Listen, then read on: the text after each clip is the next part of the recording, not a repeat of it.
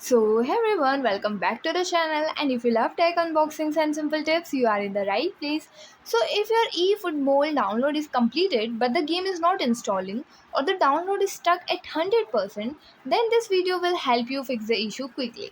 So, step 1, check internet connection. Firstly, make sure you are connected to a stable Wi Fi or mobile data network. A weak connection can prevent the game from completing the installation process. Step 2, restart the game completely. Close eFootball from the recent apps menu and open it again. Sometimes the installation process resumes automatically after a restart. Step 3, clear cache. For this, go to the settings, then click on the apps, then click on eFootball app, then click on storage and tap clear cache. Then launch the game and check if the download continues.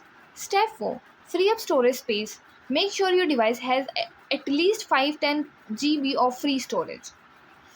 Insufficient space can cause downloads to get stuck at the final stage. Step 5, update the game. Open the Google Play Store or App Store and check for any available eFootball updates. Install the latest version if available. Step 6, restart your device. Restart your phone and try opening eFootball again. This refreshes background services and fixes temporary glitches. Step 7, reinstall eFootball.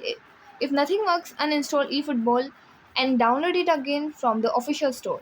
Make sure your game data is linked before uninstalling. And yeah, that's it. And if you find the information given in the video helpful, please like the video, subscribe to the channel, and press the bell icon for more updates. Thank you.